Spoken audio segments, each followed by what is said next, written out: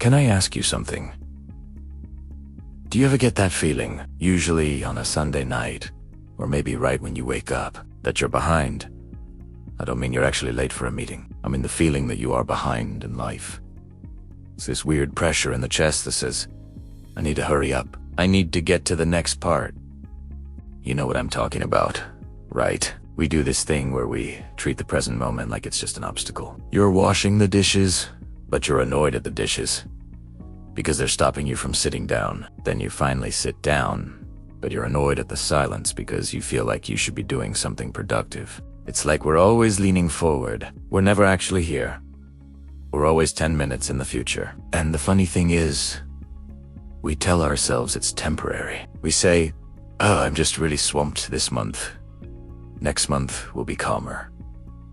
But was last month calm? Was last year calm? I think we need to stop pretending that the calm is going to magically appear on the calendar. Because if you can't sit still right now, with all this mess, you're probably not suddenly going to be able to sit still when it's clean, either. The calendar never really delivers that magic day. There's always another month. Let's just look at this together for a few minutes. Maybe, by the end, this whole unsettled thing will feel a little less personal. Here is the mistake I think we all make. We assume that the mind wants to be quiet. We assume that peace is the default setting, and that stress is just a bug in the system.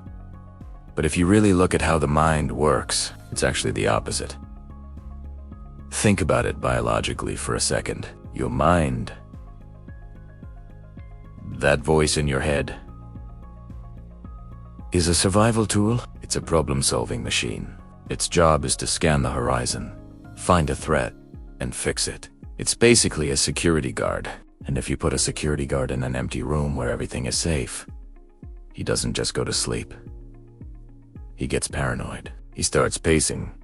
He starts checking the locks 3 times. That's what your mind is doing when you try to relax. It's boring. It's a problem-solving machine with no problems to solve. So, what does it do? It invented one. It reminds you of something embarrassing you said 5 years ago. It worries about a conversation that hasn't happened yet. It spots a stain on the carpet that you haven't noticed in months. It is literally manufacturing friction just to keep itself employed. So, when you feel that restlessness, it's not because you're broken, and it's not because you have too much to do. It's just because your security guard is pacing the hallway. The yogis understood this thousands of years ago. They realized that the mind is obsessed with what they called becoming. The mind hates being. It only likes becoming. It wants to become richer, or fitter, or calmer, or smarter. It always wants to be somewhere else. Have you noticed that? The mind is allergic to the now. It is like water on a hot pan. It touches the present moment and immediately sizzles and jumps away. It jumps to the past, memory, or it jumps to the future, imagination. It cannot sit still in the center, and this is why that settled feeling is so hard to find, because we are trying to use our minds to find peace. But the mind is the thing that creates noise. It's like trying to smooth out ripples in a lake by using a flat iron.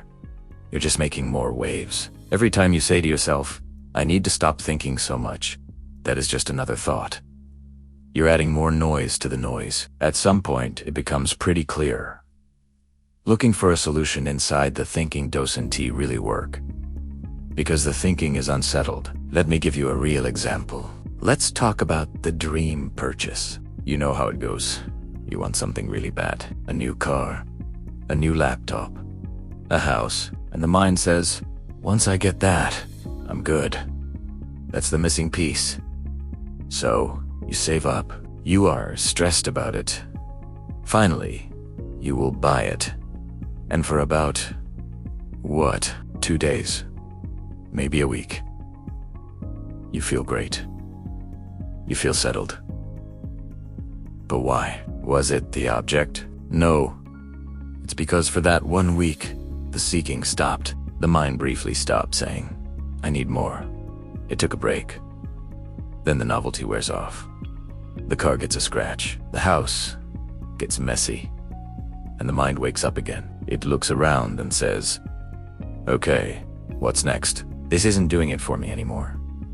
Most of us know that rhythm is a little too well. Because if we rely on arranging our life perfectly to feel settled, we are going to be exhausted forever. The goalposts always move. At some point, something in us has to decide to step off the treadmill. So, what does that leave us with if we can't force the mind to shut up and we can't permanently satisfy it with stuff? What does rest even mean? Maybe it has less to do with fixing the mind and more to do with how we stand in relation to all that noise. Imagine you're sitting at a bus stop, and next to you, there's a guy talking really loudly on his phone. He's complaining, he's planning, he's stressed out.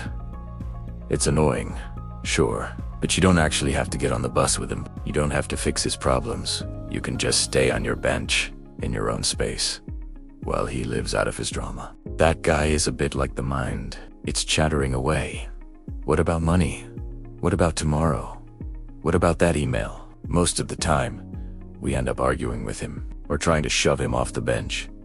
And that just turns into a fight. There's also another possibility. The guy keeps talking, and you're still here. The thoughts keep moving, and something in you lets them move. It can feel like a quiet inner voice saying, "Okay, my mind is busy right now. That's how it is." Maybe it is less about trying to be calm.